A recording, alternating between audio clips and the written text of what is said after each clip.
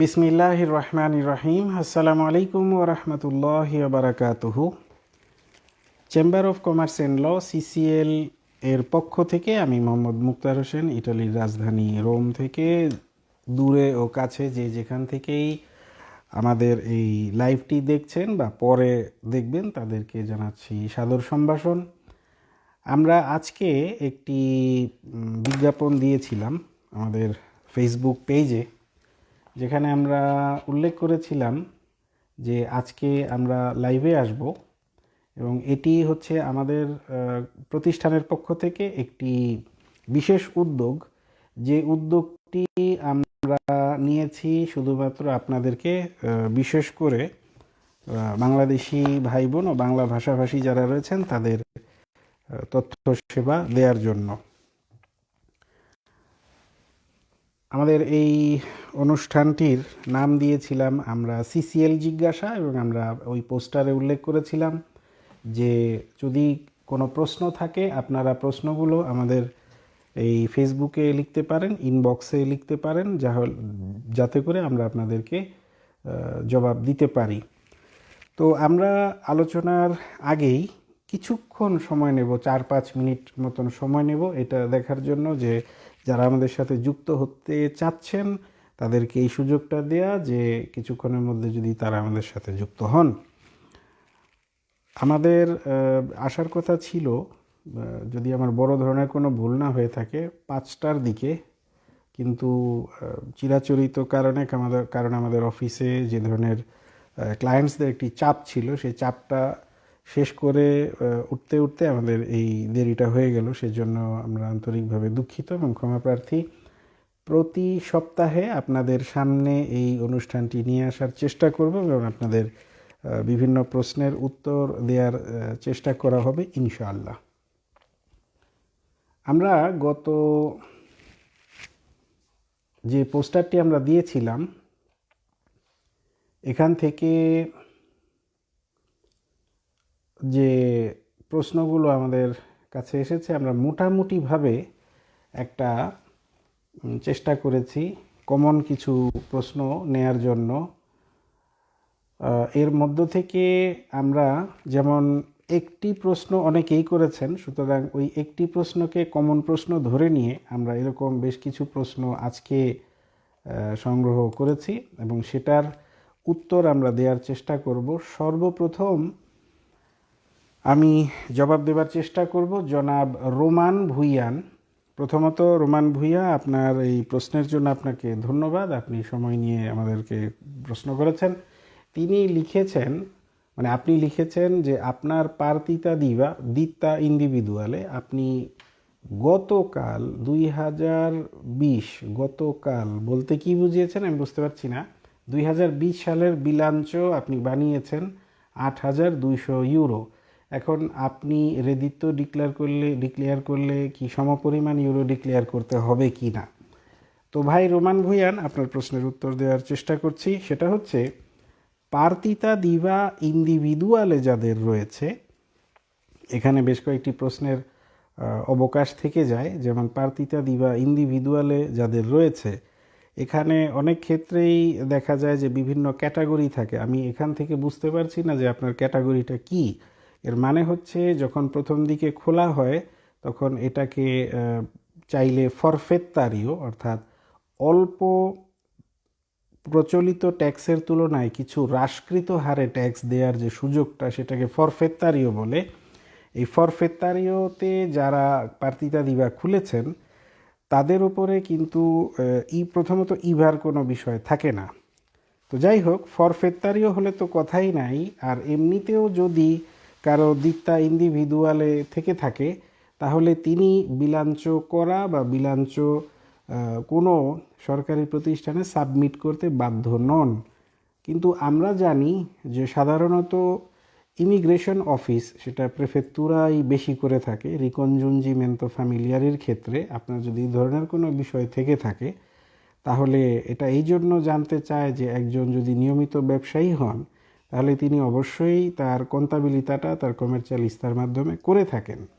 ফলে তার একটা আপডেট তারা জানতে চান, সেটাকেই আমরা বিলাঞ্চ বলি। তো আপনি যদি বিলাঞ্চ একান্ত করেই থাকেন, করতে পারবেন না তা নয়, কিন্তু আপনার উপরে আবশ্যিক কোনো বিষয় না, বাধ্যতামূলক কিছু না। আপনি 8,200 ইউরো যদি আপনার নিট প্রফিট দেখিয়ে থাকেন বিলাঞ্চর ভেতরে, তাহলে স্বাভাবিকভাবে আপনি যখন চূড়ান্ত ডিক্লেয়ার করবেন সেখানে 8,200 মানে ঠিক যেভাবে বিলাঞ্চর মধ্যে আছে সেভাবে করাটাই বাঞ্ছনীয়। তবে আপনার এই সুযোগ রয়েছে যে কোনো কারণে কোনো হিসেব উপরে নিচে হয়ে গেলে, ভুলভ্রান্তি হলে সেটাকে কারেকশন করে তারপর আপনি ইচ্ছে করলে dichiarazione di reddito করতে পারেন, সেই সুযোগটা রয়েছে। আমি আশা করব যে আপনার প্রশ্নের উত্তরটি আপনি পেয়ে গিয়েছেন। এরপরে যে আরেকটা প্রশ্ন আমরা নিয়েছি সেটা হচ্ছে এমডি সাইফুল ইসলাম, ধন্যবাদ আপনাকে। আপনি লিখেছেন সানাতোরিয়া জমা দিয়েছেন, মালিকের কুদ 2,400 ইউরো, মালিকের ফ্যামিলি নেই, ইতালিতে কখনো ছিলও না, এমনকি বিয়েও করেননি, কিন্তু মালিকের সেত্তে ত্রেন্তা এর কারণে ইস্পেত্তোরাতো দি লাভোরো, যদিও আপনি সঠিকভাবে লিখেননি, এবং প্রেফেত্তুরা রিজেক্ট দিল। এখন করণীয় কি? অভিজ্ঞ ভাইদের মতামত জানতে চাচ্ছি। আমার মনে হয় এই পোস্টটা আমি আরও কয়েকটা জায়গায় দেখেছি। আপনি যদি এই মুহূর্তে আমাদের সাথে লাইভে যুক্ত থেকে থাকেন তাহলে চেষ্টা করব এই উত্তরটা দেওয়ার জন্য। সেটা হচ্ছে যে আপনি লিখেছেন যে ইস্পেত্তোরাতো দি লাভোরো এবং প্রেফেত্তুরা আপনাকে রিজেক্ট করেছে, কারণ দেখিয়েছেন সেত্তে ত্রেন্তা এর কারণে। বিষয়টা কিন্তু আসলে আমার কাছে ক্লিয়ার হলো না। এর মানে কি যে সেত্তে ত্রেন্তা মানে কি কম হয়েছে, মানে রেদিত্ব কি কম হয়েছে বা এই ধরনের কিছু? আপনি যদি আরেকটু স্পষ্ট করে লিখতে পারতেন তাহলে হয়তো আমি চেষ্টা করতে পারতাম এই প্রশ্নের জবাব দেওয়ার জন্য। তারপরেও আমি আপনাকে অনুরোধ করব যে প্রয়োজনে আপনি আমাদের ফেসবুক পেজে যে আমাদের টেলিফোন নাম্বার রয়েছে অফিসের, সেই অফিসের নাম্বারে আপনি অফিসের নির্ধারিত সময়ে যদি একটু কল করেন কষ্ট করে, তাহলে আমরা আপনার সাথে সরাসরি কথা বলে বিষয়টা বুঝে নিয়ে একটা জবাব দেওয়ার চেষ্টা করব। জি, ধন্যবাদ। মোহাম্মদ শেখ, যিনি আমাদের ফেসবুক পেজে নিয়মিতভাবে সম্পর্কিত হন, যুক্ত হন দেখা গিয়েছে, আপনি বেশ কয়েকটি প্রশ্ন করেছেন। এখানে আমি দেখতে পাচ্ছি 2, 3, 4, 5, 6, 7, 8টি প্রশ্ন আপনি একই সাথে করেছেন। এখানে আপনি প্রথম প্রশ্ন যেটি করেছেন 2020 সিজনাল ভিসা লাসিও রোমা থেকে নুল্লা ওস্তা বের হবে কবে থেকে? এই প্রশ্নের উত্তর আপনাকে এই দেশের স্বয়ং রাষ্ট্রপতি প্রধানমন্ত্রীও দিতে পারবে না। আমরা যতটুকু জানি যে অত্যন্ত ধীর গতিতে কাজ চলছে, এবং আমরা এটাও জানি যে নুল্লা ওস্তা কিছু অল্প সংখ্যক বেরিয়েছে। আপনারটা কখন কি দিয়েছেন তা আমি জানি না, সুনির্দিষ্ট করে বলা সম্ভব না, তবে পাবেন যদি সব কিছু ঠিক থাকে। অপেক্ষা করতে হবে। 2 নম্বর প্রশ্ন করেছেন আপনি, নুল্লা ওস্তা বের হলে কি করে বা কি মাধ্যমে চেক করব আসল নাকি নকল? এটা একটা ভালো প্রশ্ন, ধন্যবাদ আপনাকে। নুল্লা ওস্তা নিয়ে যথেষ্ট দুর্নীতি হচ্ছে, এতে সন্দেহের কোনোই অবকাশ নেই। প্রথমত, নুল্লা ওস্তা যার কাছ থেকেই নেওয়া হয়, যদি সম্ভব হয় তাহলে যিনি আবেদন করেছেন, অর্থাৎ মালিক যে নুল্লা ওস্তার জন্য আবেদন করেছে, তার স্পিড নিয়ে আপনি রিলেটেড যে ওয়েবসাইটটা রয়েছে নুল্লা ওস্তা লাভোরো, সেই ওয়েবসাইটের ভেতরে গেলেই আপনি নুল্লা ওস্তার হুবহু কপিটা দেখতে পাবেন। যদি এরকম পান তাহলে তো আপনি জানতেই পারলেন যে আপনার নুল্লা ওস্তাটি ঠিক আছে। অনেক সময় হয় যে মালিকের সাথে সরাসরি যোগাযোগ থাকে না, বা অনেক ধরনের মাধ্যম হয়ে মানুষ এই কাজগুলো করিয়ে থাকে। এই ধরনের ক্ষেত্রে আপনারা যেটা করতে পারেন সেটা হচ্ছে যে যিনি এখানে আছেন বা আপনি ওখান থেকে, বাংলাদেশ থেকে তো একটু সমস্যা, কারণ ভাষাগত দুর্বলতা তো থেকেই যায়। তবে আপনারা যদি বাংলাদেশ থেকেও কোনো অ্যাডভোকেট, কোনো লিগ্যাল কনসালটেন্ট, কোনো ইমিগ্রেশন কনসালটেন্ট বা কোনো প্রতিষ্ঠানকে আপনারা যদি অফিসিয়ালি দায়িত্ব দেন, তাহলে তারা এই নুল্লা ওস্তার কপিটিকে বিশেষ প্রক্রিয়ায় চেক করে আপনাদেরকে জানাতে পারবে যে এটা ঠিক আছে। তবে সেই বিশেষ প্রক্রিয়ায় চেক করার ক্ষেত্রেও একটি সুনির্দিষ্ট ডকুমেন্ট তারা প্রোভাইড করবে আপনাদেরকে, এটাই হচ্ছে নিয়ম। 3 নম্বর প্রশ্ন করেছেন, সিজনাল ভিসার নুল্লাবস্থা বের হওয়ার শেষ সময় কোনো আছে কি? না, এখন যতক্ষণ পর্যন্ত কোটা শেষ হয়ে না যাবে ততক্ষণ পর্যন্ত, এবং যতক্ষণ পর্যন্ত একটি পরবর্তী ডিক্লেয়ার না আসে ততক্ষণ পর্যন্ত এই প্রক্রিয়া চলমান থাকে। এটাই আমরা এই পর্যন্ত দেখে এসেছি। তার মানে হচ্ছে আপনার এই প্রক্রিয়া চলতে থাকবে যতক্ষণ পর্যন্ত আরেকটি নতুন করে ডিক্লেয়ার না আসবে, অর্থাৎ এটা চলতে থাকবে। 4 নাম্বার আপনি প্রশ্ন করেছেন, সিজনাল ভিসা বাংলাদেশ থেকে কতজন পাবে আর লাসিও রোমা থেকে কতজন পাবে? এটাও একটা ভালো প্রশ্ন।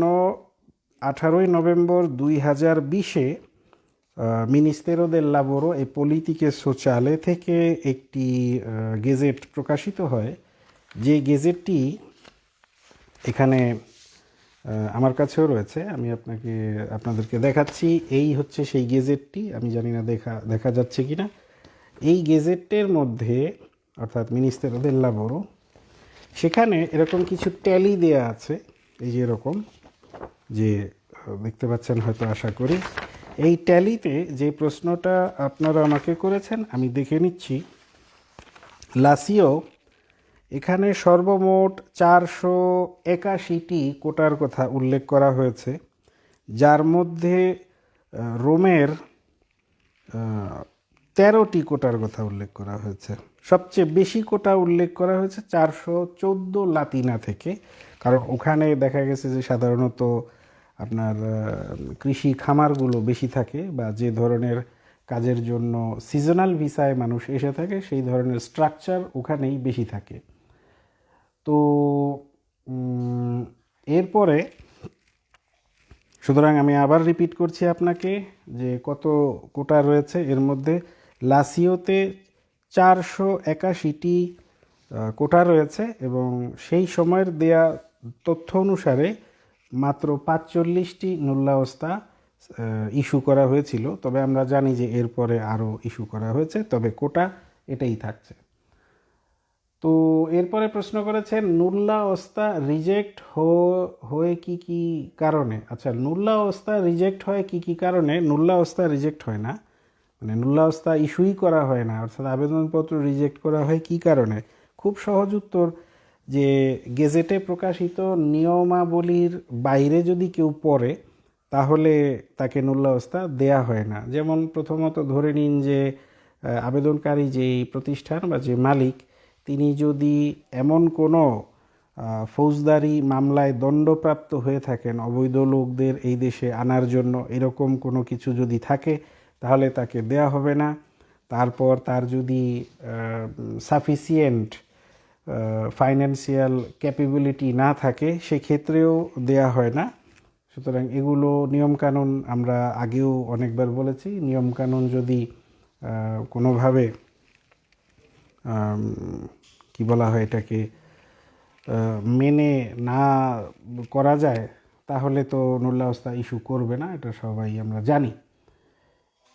এরপর আপনি প্রশ্ন করেছেন, নুল্লাবস্থা বের হতে দেরি হলে ইতালিয়ান মালিক কি নুল্লাবস্থা তাড়াতাড়ি বের করার জন্য কিছু করতে পারে যদি তার অল পেপার ওকে থাকে? এখানে যে প্রশ্নটা আপনি করেছেন এটা অত্যন্ত কমন একটি প্রশ্ন, যে নুল্লাবস্থা বের হচ্ছে না, আমরা তাড়াতাড়ি করতে চাই, মালিক পক্ষের সব কিছু যদি ঠিক থাকে। সেখানে দুইটি বিষয় আছে। একটি হচ্ছে আইনগত যে পথটা, সেটা হচ্ছে যে হতে পারে কোনো একটি প্রতিষ্ঠান তারা আঙ্গুর থেকে ওয়াইন তৈরি করে, এখানে যদি সিজনের সময় আঙ্গুরটা যথাসময়ে যদি সংগ্রহ করা না যায় তাহলে আঙ্গুরগুলো নষ্ট হতে পারে ক্ষেতের মধ্যে। এই ধরনের অতি প্রয়োজনীয় বা জরুরি একটি অবস্থা দেখিয়ে মালিক ইচ্ছে করলে চাপ প্রয়োগ করতে পারেন প্রেফেত্তুরা, কোয়েস্তুরা এবং ইস্পেক্টোরাতো দি লাবোরো এই প্রতিষ্ঠানগুলোতে, যাতে দ্রুত তাদেরকে দেওয়া হয়। তবে এর বাইরে যদি ব্যক্তিগতভাবে কোনো সুযোগ সুবিধা থাকে, অনেক সময় আমরা জানি যে অনেকের একটু আসা যাওয়া থাকে প্রেফেক্টুরায়, তাহলে সেই পরিচয়টা ব্যবহার করে যদি তারা চেষ্টা করেন, হতে পারে। তবে আমি প্রথমে যেটা বললাম যে উপযুক্ত একটি কারণ দেখানো, যে কি কারণে দ্রুত দেওয়া হবে, সেই ক্ষেত্রে কারণ দেখানো যেতে পারে যে আমার ফসল নষ্ট হচ্ছে বা আমার কাজের লোক খুবই দরকার, এরকম একটা কিছু সাবমিট করলে আমি দেখেছি যে দ্রুত হয়। আর অন্যটা যেটা কোনো কারণ দেখাতে না পারলে এমনি যদি কারোর সাথে ভালো পরিচয় থাকে সেটা আলাদা কথা। এটাকে অনেকে আবার ব্যবসায় পরিণত করেছে, অনেকে বলে থাকেন যে টাকার বিনিময়ে নাকি দ্রুত বের করা যায়। তবে এই জাতীয় কথাবার্তা আপনারা যদি শুনেও থাকেন, খুবই সতর্ক থাকবেন, এগুলো প্রায় অধিকাংশ সময়ই মানুষ প্রতারিত হয়। এরপরে আপনার 8 নম্বর প্রশ্ন ছিল,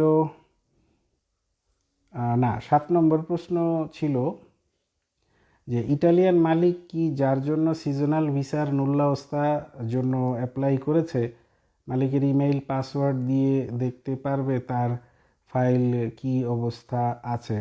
হ্যাঁ, আপনার মালিকের যে পাসওয়ার্ড এবং ইমেইল যেটা দিয়ে রেজিস্ট্রেশন করেছে, অথবা তার যদি স্পিড পাসওয়ার্ড সহ আপনাকে তিনি দিয়ে থাকেন, তাহলে আপনারা এগুলো চেক করে দেখতে পারবেন। তো এটা নতুন কিছু না, সবাই জানেন।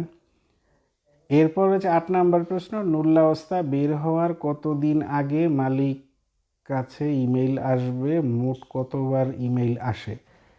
এইটা আসলে মোট কতবার ইমেইল আসে বা কতদিন আগে ইমেইল আসে, এটার চেয়েও বেশি যেটা প্রয়োজন সেটা হচ্ছে যে মিনিস্তেরো দেল ইন্টারনোর নুল্লাওস্তা দি লাবোরো ওয়েবসাইটটিতে আপনারা যখন যাবেন, যখন লগ ইন করবেন, তখন এখানে আবেদনের ঘরে ওখানে গেলে যে কমিউনিকেশন বা কমিউনিকেশনই এ জাতীয় বিষয় আসলে থাকে, ওখানে আপনারা ট্রাই করলেই পেয়ে যাবেন যে কি অবস্থা। অনেক সময় মেইল দেরিতে আসে বা অনেক সময় আসেও না, কিন্তু সেখান থেকে বোঝা যায়।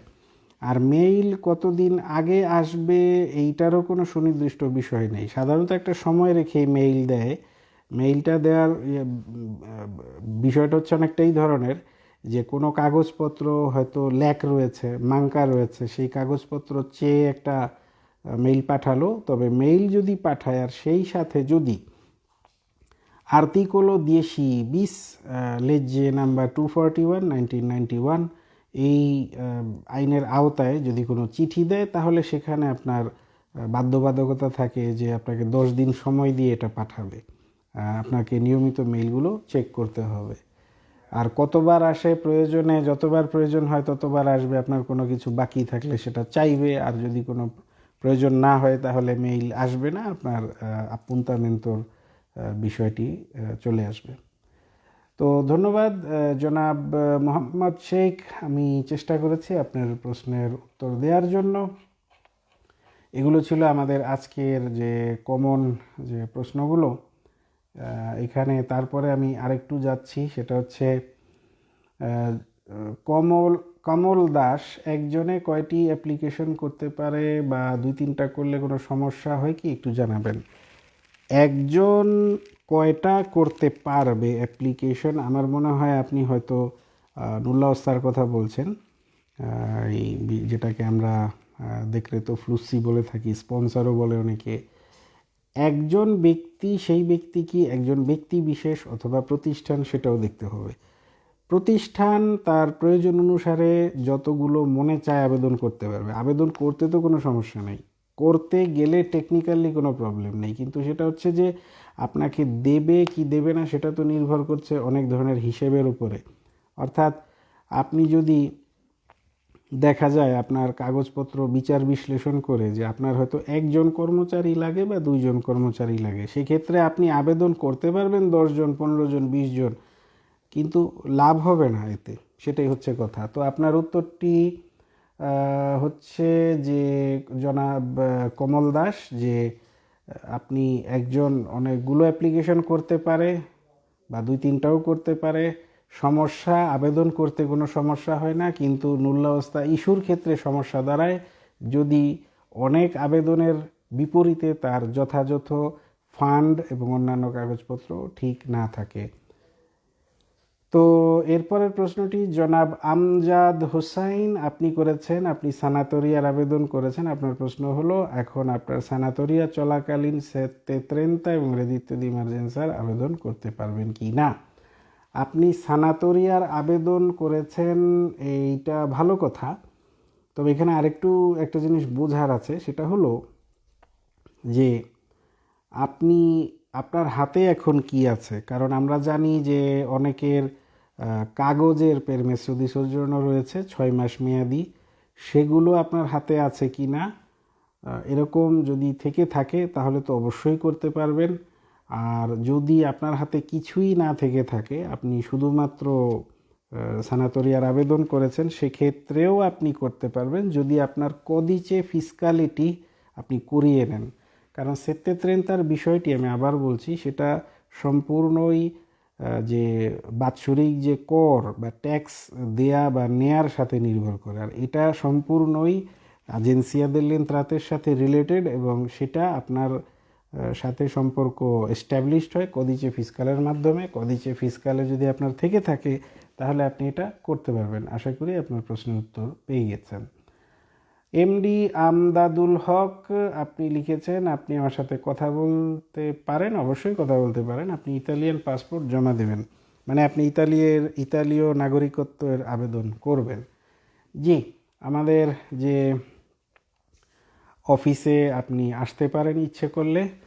আমাদের সরাসরি রয়েছে 3টি শাখা।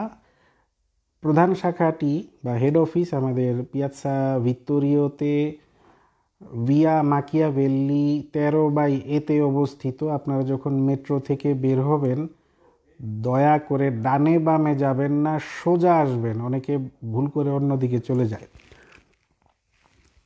এখানেই আমি বেশি থাকি, পিয়াৎসা ভিত্তোরিওর হেড অফিসে। দুঃখিত। আমাদের দ্বিতীয় অফিসটি তর্পিনাত্তারায় অবস্থিত, ভিয়া গাব্রিও সেরবেল্লোনি, রোম মসজিদের সামান্য একটু আগে।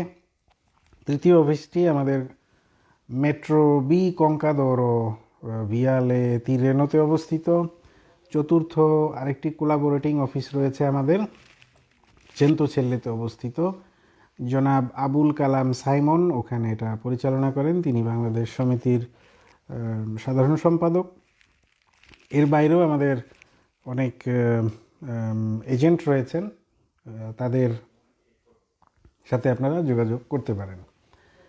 পরবর্তী প্রশ্নতে আমি যাচ্ছি যে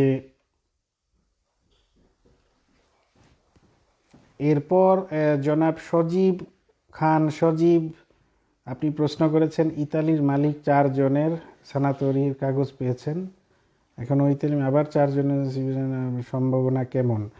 জনাব সজীব খান সজীব, আমি আপনাকে আগেই বলে দিই যে একজন ব্যক্তি বা একটি প্রতিষ্ঠানের পক্ষে যতটা বেশি সম্ভব কাগজ অ্যাপ্লাই করতে পারেন, সানাতোরিয়াও করতে পারেন, স্পন্সর বা যেটা আপনি লিখেন সিজনাল, এটাও করতে পারেন। তবে প্রতিটি আবেদনের সপক্ষে যথেষ্ট কাগজপত্র থাকতে হবে। এর মানে হচ্ছে একজনের যদি বাৎসরিক আয় খুব ভালো হয়, কোম্পানির হাতে কাজ থাকে, তাহলে তিনি করতে পারবেন, সমস্যা নেই। আর যদি কাজ না থাকে, মানে একই বিষয়কে রিপিট করা যাবে না, সুতরাং এটা আপনার খেয়াল রাখতে হবে। রোমান খান আপনি লিখেছেন, যারা সানাতোরিয়ার কাগজ জমা করেছেন তারা কি রেদিত্তো ইমার্জেন্সার আবেদন করতে পারবে। অন্যান্য যে সমস্ত শর্তসমূহ রয়েছে তা যদি ঠিক থাকে, এবং বিশেষ করে আমি আগেও বলেছি যে আপনার যে কদিচে ফিসকাল এটা যদি আপনার হাতে এসে থাকে তাহলে আপনি করতে পারবেন। জনৈক আতিক বারকাত আপনি লিখেছেন যে আপনি কি আমার নন সিজনাল মূল্যস্তর চেক করে দিতে পারবেন কি না। জি, ইনশাল্লাহ আমরা চেক করে দিতে পারবো। আপনি দয়া করে আমাদেরকে আমাদের এই যে ফেসবুক পেজে মেইল রয়েছে, এই মেইলের মধ্যে আপনি আপনার নুল্লাস্তার কপি এবং আপনার পাসপোর্টের কপিটি পিডিএফ ফরম্যাটে স্ক্যান করে পাঠিয়ে দিবেন, এবং ওখানে আপনি লিখবেন যে আপনি আমাদের বরাবরে আবেদন করছেন যে আমরা যেন আপনার নুল্লাস্তাটি চেক করে দিই। ইংরেজিতে লিখলে ভালো হয়, বাংলা লিখলে হয়তো ভাষাটা ইন্টারন্যাশনাল ভাষা না, এই জন্য সমস্যা হতে পারে। এই জনাব মনির মজুমদার, আপনি লিখেছেন, আমি এবার সানাতোরিয়া কাগজ জমা করেছি, আমি জানতে চাই আমার কাগজ চেক করে দেখি আমার কাগজ বর্তমানে প্রেফেক্তুরায় আছে, আমার মালিকের রেদিত্ব 23,000 ইউরো। আমি জানতে চাই প্রেফেক্তুরা থেকে কি রেদিত্বর জন্য কি রিজেক্ট করতে পারবে, কারণ আমার মালিকের ফ্যামিলি আছে। জি, এই সম্ভাবনাটা অত্যন্ত প্রবল, কারণ আপনার আবেদনকারী মালিকের যদি ফ্যামিলি মেম্বার থাকে এবং তাদের যদি কোনো আয় না থাকে, তিনি যদি একা আয় করেন, সেই ক্ষেত্রে এই এই 23,000-এ এইটা সম্ভব হবে না। অতএব আগে থাকতেই আপনি ব্যবস্থা নিন। ধন্যবাদ।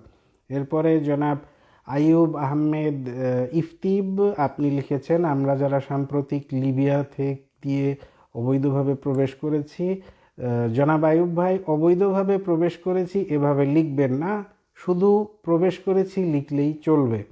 এখনও কোনো কমিশন হয় নাই বা কী ধরনের আশ্রয় চাইলে বৈধতা পাওয়া যাবে, এ ধরনের যারা আবেদন করার ইচ্ছে যারা রাখেন, আমি তাদেরকে শুধু একটাই পরামর্শ দেব, মানে উদ্ভট গল্প বানিয়ে কোনো ধরনের আবেদন না করাটাই ভালো।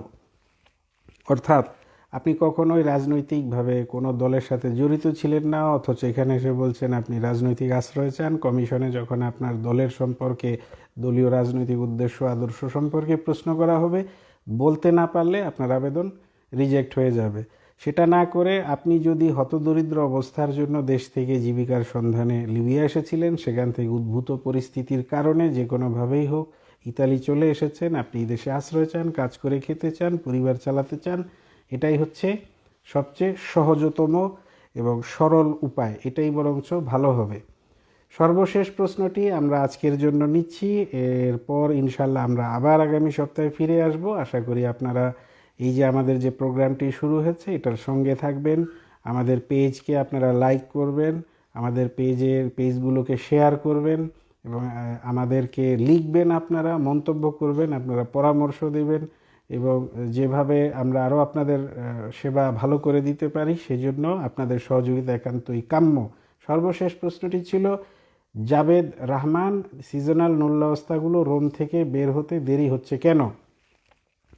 এর অনেকগুলো কারণ রয়েছে। প্রথম কারণ হচ্ছে যে এই কোভিড-19-এর যে সিচুয়েশনটা, অর্থাৎ ভাইরাস কর্তৃক যে অবস্থার উদ্ভব হয়েছে, এখানে প্রতিটি অফিসেই লোক সংখ্যা কমিয়ে এভাবে করা হয়েছে যে, যেমন ধরে নেন আগে যে রুমের ভেতরে 5 জন কাজ করতো সেই রুমে এখন কাজ করছে 2 জন, বাকিদেরকে স্মার্ট ওয়ার্কে রাখা হয়েছে, অর্থাৎ ডিস্টেন্সে রাখা হয়েছে, একটু স্বাভাবিকভাবেই ডিস্টেন্স তৈরি করা হয়েছে এবং এই কারণে কাজের গতিও কিছুটা কমে গিয়েছে এবং এটা একটা কারণ। আরেকটা কারণ হচ্ছে যে প্রতিটি আবেদনপত্রকে পুঙ্খানুপুঙ্খরূপে যাচাই বাছাই করে যাতে কোনো ধরনের কোনো আপনার প্রতারণামূলক ঘটনা না ঘটে বা কোনো কাগজপত্র যেন ফলস জমা না হয় এবং প্রত্যেকটি ব্যক্তিকে ভালো করে যাচাই বাছাই করে কাগজপত্র দেওয়ার যে প্রক্রিয়া চলছে, এতে করেই সময় লাগছে।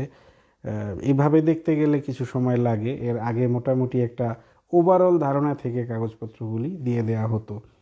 তো দেরি হোক, কিন্তু it's late better than never, এটা ইংরেজিতে বলে থাকে, হোক দেরি কিন্তু যেন হয়। ইতালিয়ান ভাষায় বলে থাকে মেইলিও তার দিকে মাই, লেট হোক কিন্তু নেভারের চেয়ে তো ভালো। তো আর উর্দুতে বলা হয়ে থাকে দের আয়ে দুরুস্ত আয়ে। তো আপনারা ধৈর্য ধারণ করুন, আল্লাহ পাক আপনাদের ধৈর্যের উত্তম প্রতিদান দেবেন। আমি আজকের মতো আপনাদের কাছ থেকে বিদায় নিচ্ছি। আমাদের এই ছোট্ট আয়োজনটি যদি আপনাদের ন্যূনতম ভালো লেগে থাকে আমরা সার্থক মনে করব। আশা করি আগামীতে আপনারা সাথে থাকবেন, আমাদের জন্য দোয়া করবেন। আপনাদের সকলের জন্য রইল শুভকামনা। ধন্যবাদ।